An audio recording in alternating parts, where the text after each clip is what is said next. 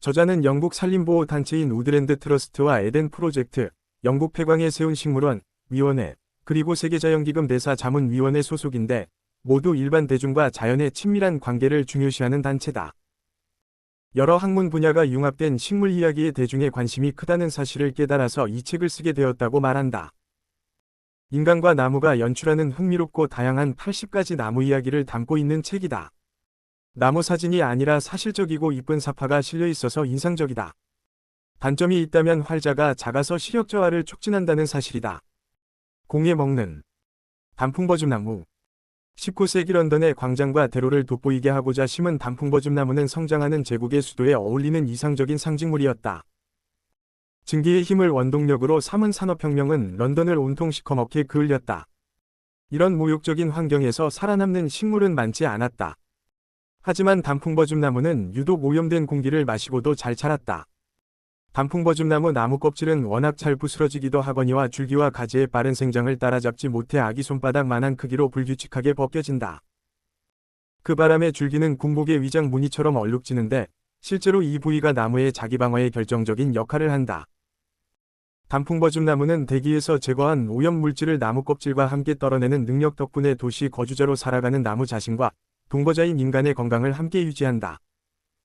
오늘날 단풍버즘나무는 런던의 나무 절반 이상을 차지한다. 와인병 뚜껑 코르크 참나무. 코르크 참나무 목재는 평범하기 그지없지만 두꺼운 코르크층은 정말 특별하다. 데플리니우스에 따르면 당시 로마에서는 코르코로 밑창을 댄 샌들이 키를 커 보이게 하고 가볍고 단열이 잘 된다는 이유로 여성들 사이에서 인기가 많았다고 한다.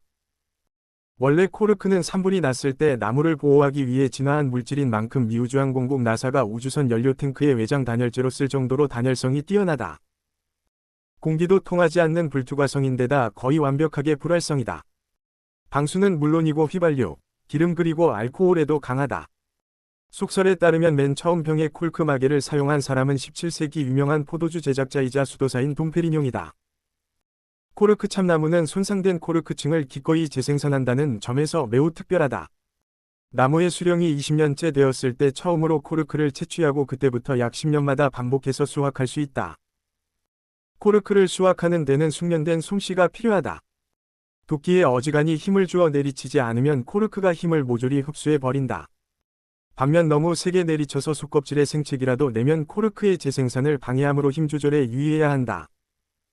중년의 나무 한 그루에서 100kg 이상이 수확된다. 수확을 마친 코르크 참나무의 모습은 마치 걷어 올린 바지 아래로 드러난 맨다리처럼 신기하다. 베네치아의 비밀 유럽 오리나무. 오리나무는 물을 좋아해서 강기슭을 따라 서식하거나 젖은 땅에서 가장 잘 자란다. 질소 고정 세균과 공생관계다. 당분을 제공받은 세균이 성장에 필요한 비료를 공급하는 덕분에 나무는 침수된 불모지에서도 잘 자란다.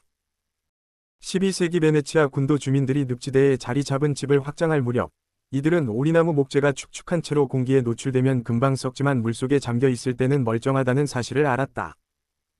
물속에 완전히 잠겨 있는 한 오리나무는 수백 년이 지나도 본래의 압축 강도를 유지한다. 베네치아인들은 이런 지식을 바탕으로 석호 위에 꿈의 도시를 세웠다.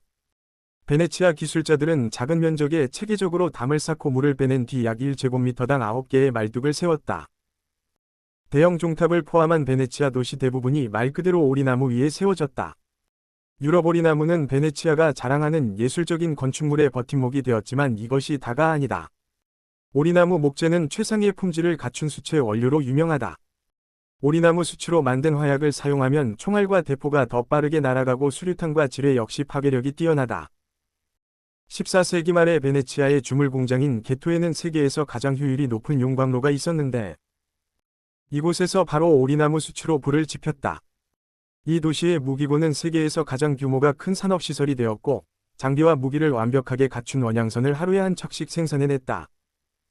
오리나무 덕분에 도시국가 베네치아는 지중해를 누비며 무역을 장악하는 영광을 누릴 수 있었던 것이다. 부활한 대추야자.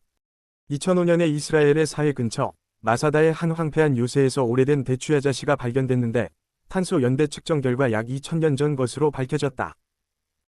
여기에 물과 비료를 주고 호르몬을 처리한 끝에 하나의 발화에 성공했다. 현존하는 유일한 유대 대추나무다. 사람들이 이 나무의 무드셀라, 구약 성경에서 가장 장수했다고 알려진 인물, 노아의 할아버지. 라는 이름을 주었다.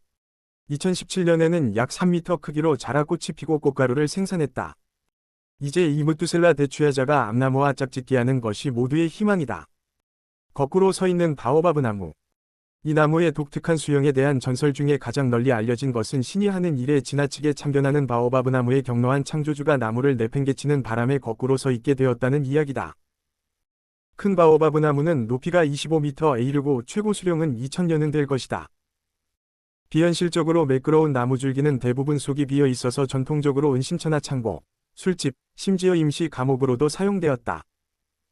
바오바브 나무는 부드러운 과육질의 줄기 안에 수천 리터의 물을 저장한다.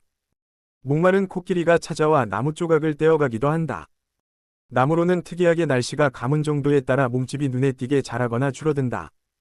열매는 비타민C가 풍부한 창량음료를 만드는 데 쓰이고 쉬는 사람이 커피 대용으로 먼저 채워가지 않는다면 코끼리나 개코 원숭이에 의해 산포된다.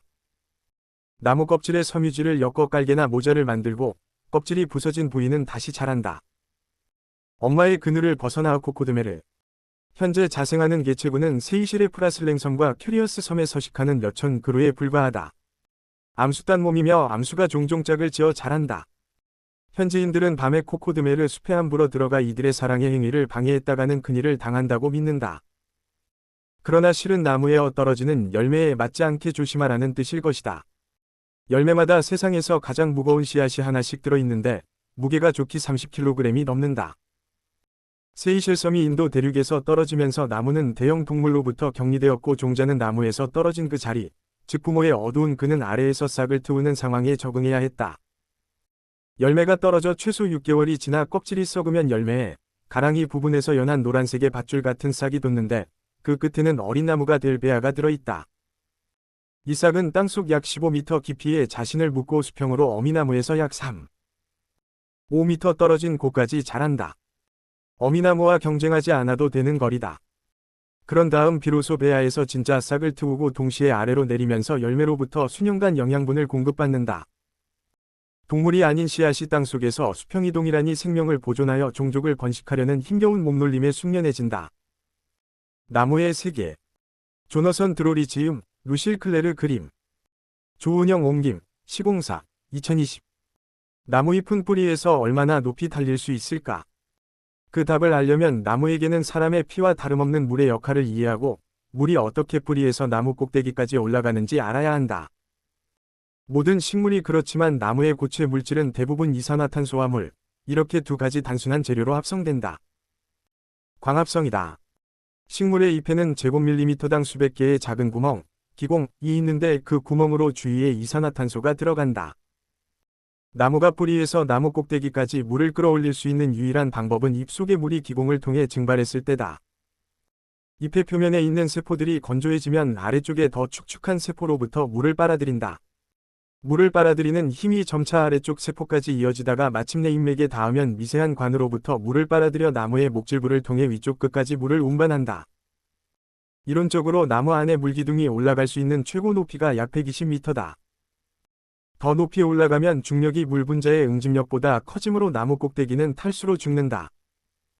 다시 말해 물리법칙이 나무를 그 이상 자라지 못하게 하는 것이다.